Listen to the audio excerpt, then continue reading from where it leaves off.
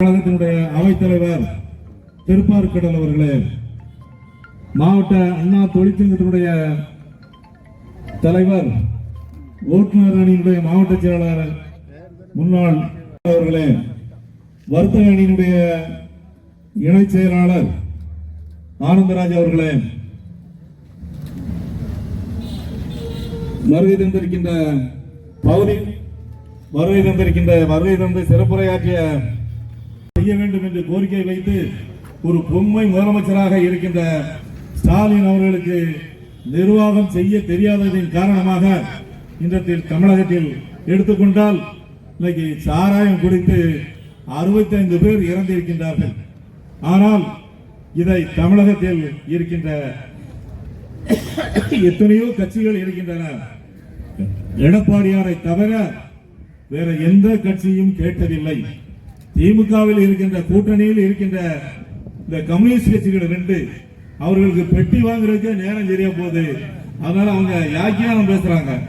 மத்த மாநிலத்தை ஒப்பிட்டு இன்னைக்கு மின்சாரத்தை பேசுறாங்க. அதை பேசுறதுக்கு உங்களுக்கு என்ன யோக்கியதை இருக்கு?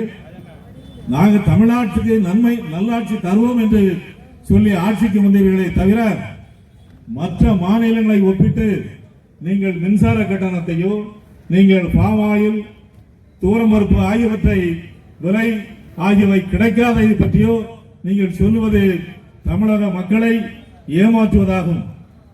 ஏமாற்றிக் கொண்டு இன்னைக்கு திமுக கூட்டணியில் இருக்கின்ற முத்தரசன்ல இருந்து இன்னைக்கு ராமகிருஷ்ணன் வரைக்கும், வைகோவில் இருந்து வைகோ கட்சி, இன்னைக்கு இருக்கிற கூட்டணியில் இருக்க அனைத்து கட்சியும் இன்னைக்கு பெட்டி வாங்கிட்டு போறாங்க அப்படின்னு இன்னைக்கு எல்லா கட்சி தொண்டர்களும் பேசுறாங்க, தமிழக மக்கள் பேசுறாங்க, பத்திரிகை ஊடகங்களுக்கு இது தெரியும். பெட்டியை வாங்கிட்டு சத்தாட்டாம இருக்காங்க. கம்யூனிஸ்ட்காரங்கன்னா முன்னால நடந்து போவாங்க, சைக்கிள்ல போவாங்க, ஒரு எளிமையான வாழ்க்கையை வாழ்வாங்க. இன்னைக்கு கம்யூனிஸ்ட்காரங்களை எடுத்துக்கிட்டாங்க எப்படி இருக்காங்க? ஏசி வாழ்க்கை தான். அவங்க ஆபீஸே ஏசியில தான் இருக்கு.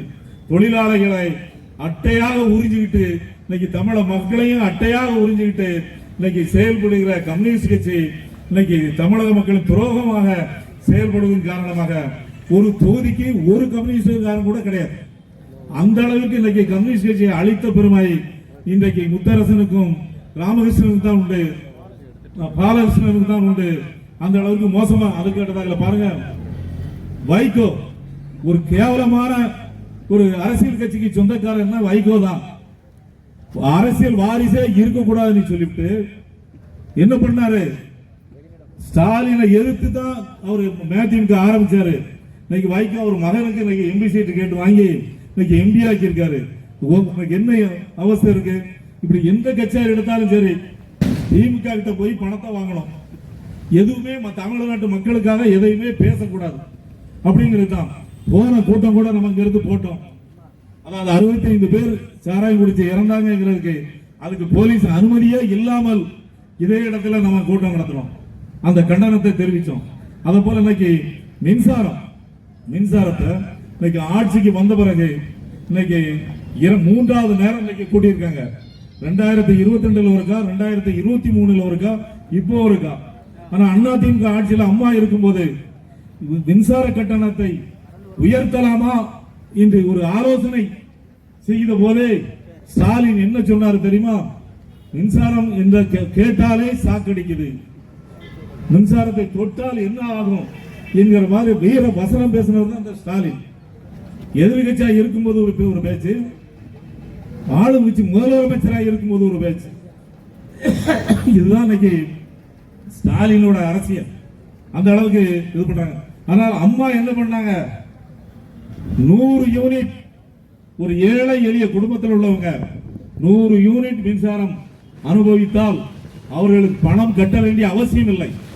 100 யூனிட் மின்சாரம் செலவழிக்கிற ஏழை எளியவர்கள் அந்த மின் கட்டணத்தை செலுத்த தேவையில்லை. 100 யூனிட் மின்சாரத்தை இலவசமாக தந்தவர் தான் புரட்சி தலைவி அம்மா அவர்கள். ஆனால் இவர்கள் மின்சார கட்டணத்தை உயர்த்தி கொண்டே போகின்றார்கள். அந்த அளவுக்கு இன்னைக்கு தமிழ்நாட்டு மக்களை வாட்டி வதைக்கின்ற வரி, இன்னைக்கு வீட்டு வரி, சொத்து வரி, மின்சார வரி, குடிநீர் வரி, குப்பைக்கு வரி, எல்லாத்துக்கும் வரி. மாநகராட்சி எடுத்துக்கிட்டா எல்லாத்துக்கும் வரி. மக்கள் எங்கெல்லாம் போறதுன்னு தெரியல. இன்னைக்கு மக்களை ஏமாத்துறது. நாங்கள் ஆட்சிக்கு வந்தால் தாய்மார்கள் அனைவருக்கும், அனைத்து தாய்மார்களுக்கும் 1000 ரூபாய் தருவாங்க. தமிழ்நாட்டில் ரேஷன் கார்டு வைத்திருக்கின்ற தாய்மார்கள் 2,15,00,000 பேர். அதுல 2,15,00,000 பேர். அதுல 1,10,00,000 பேருக்கு தான் கொடுத்திருக்காங்க. 1 கோடி பேருக்கு கொடுக்கல. இதுதான் பெரிய என்ன அநியாயம். அவங்க எல்லாம் தகுதி படைச்சவர்களாம். தனக்கு வேண்டியவர்களுக்கு ஒண்ணு, வேண்டாதவர்களுக்கு ஒன்று செய்கிற ஆட்சி தான் இன்னைக்கு திமுக ஆட்சி.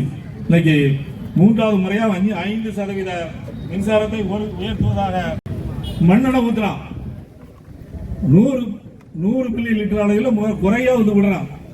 பாமாயிலும் அதே மாதிரிதான் 50 லிட்டர் 50 மில்லி யாராவது கொடுப்பாங்களோ அந்த 50 லிட்டர் நீங்க பாட்டில் வாங்கிட்டு வீட்டுக்கு கொண்டு போகணும்னால இல்லாம போய் இந்த அளவுக்கு மக்களை கொடுமை பண்ற ஏழை எளிய மக்களை கொடுமை செய்கிற ஒரு ஆட்சியாக இன்னைக்கு ரேஷன் கடையில் வழங்கப்படுது. இதெல்லாம் இன்னைக்கு கண்டித்து தான் இன்னைக்கு இந்த கண்டன ஆர்ப்பாட்டத்தை முன்னாள் முதலமைச்சர் அவர்கள் இன்னைக்கு இந்த ஆர்ப்பாட்டத்தை நடத்தி கொண்டே இருக்கிறார்கள். இந்த நிர்வாக திறமையற்ற திமுக ஆட்சியை இன்னைக்கு தமிழகத்திலிருந்து விரட்டி அடிக்க வேண்டும் என்றால் இன்றைக்கு அந்த பலம் இங்கே வருகின்ற தமிழக மக்கள் கையில் இருக்கின்றது. இங்கே வருகின்ற கழக தொண்டர்கள் கையில் இருக்கின்றது. இதற்கு மேலே இன்னைக்கு ஒன்றை சொன்னார்கள், தமிழகத்தில் சட்டம் ஒழுங்கு கெட்டுவிட்டது. எங்க பார்த்தாலும் கள்ளச்சாராயம், எங்க பார்த்தாலும் கஞ்சா, எங்க பார்த்தாலும் போதைப் பொருட்கள், இது எல்லா இடத்திலும் இருப்பதின் காரணமாக இன்னைக்கு அருமையண்ணன் எடப்பாடியார் ஒரு உண்மை நிலவரத்தை இன்னைக்கு சொல்லியிருக்காங்க. 200 நாள்ல 595 பேர் கொலை செய்யப்பட்டிருக்காங்க. இது தமிழ்நாட்டில், வேற எந்த மாநிலத்திலும் இல்ல.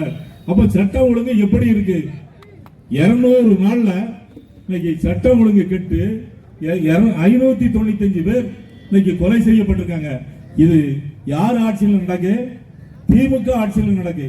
ஆனா அண்ணா திமுக ஆட்சியில் நடந்துச்சுன்னா அவ்வளவு பேரும் கொடி பிடிப்பான், அவ்வளவு ஊடகங்களும் ஆளாளுக்கும் ஒண்ணா பேசுவாங்க. இதெல்லாம் இன்னைக்கு விட்டுட்டு பணம் மட்டும் போதும் எதிர்கட்சிகள் எல்லாம் சும்மா அடங்கி ஒடுங்கி கிடக்கு. ஆனா தைரியமாக இன்னைக்கு எடப்பாடியார் அவர்கள் இன்னைக்கு தனியாக நின்று எந்த கூட்டணி வேண்டாம் என்று சொல்லி இன்னைக்கு எந்த நெருக்கடி கொடுத்தாலும் இன்னைக்கு அது பிஜேபி இல்லை, எந்த கட்சியாக இருந்தாலும் சரி, எந்த நெருக்கடி கொடுத்தாலும் இன்னைக்கு ஒற்றை மனிதராக அனைத்து இந்திய அண்ணா திராவிட முன்னேற்ற கழகத்தை இன்னைக்கு காத்து நம்மளை எல்லாம் இன்னைக்கு வழிநடத்தி கொண்டிருக்கிறார்கள். இன்னைக்கு அவர்கள் பட்ட கஷ்டம் எல்லோருக்கும் தெரியும். ஒரு கள்ளைய ட்ரெயின் ஏறி வந்தவன் எவ்வளவு கேவலமா பேசணுமோ அவ்வளவு கேவலத்துக்கு உள்ளப்பட்ட ஆளை தியாகி மாதிரி இன்னைக்கு தமிழ்நாட்டு மக்கள் மக்களை சித்தரித்து காட்டிக் கொண்டிருக்கிறார் ஸ்டாலின் அவர்கள். அந்த இதையெல்லாம் போக்க வேண்டுமானால் 2026 வருகின்ற சட்டமன்ற தேர்தலில் நமது முழு பலத்தை காட்ட வேண்டும்.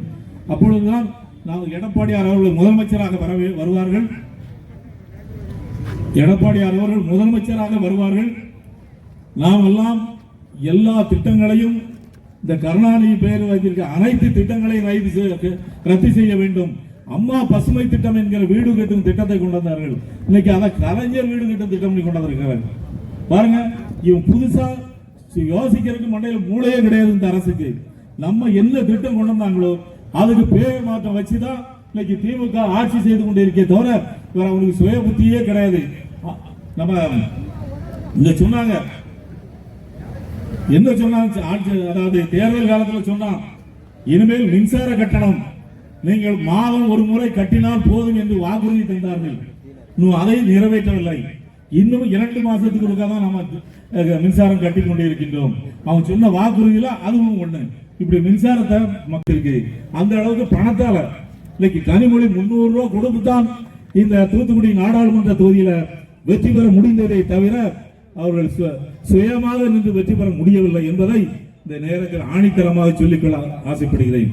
தமிழ்நாட்டை பொறுத்தவரையில என்ன நடந்துச்சு? மோடி பிரதமரா வேண்டுமா வேண்டாமா அப்படிங்கிறது தான் தேர்தல் நடந்துச்சே தவிர ஸ்டாலின் ஆட்சிக்கு ஓட்டு கிடையாது. மோடி வேணுங்கிறதுக்கு ஓட்டு, மோடி வேண்டாம்ங்கிறதுக்கு ஓட்டு. இதுலதான் திமுக செய்திருக்கே தவிர திமுகவுக்கு எந்த ஓட்டும் கிடையாது. இங்கே இருக்கின்ற திமுகவா இருந்தாலும் சரி, தலைமையில் இருக்கிற திமுகவா இருந்தாலும் சரி, இதை நீங்கள் எண்ணி பார்க்க வேண்டும் என்று உங்களை நான் கேட்டுக்கொள்ள ஆசைப்படுகிறேன்.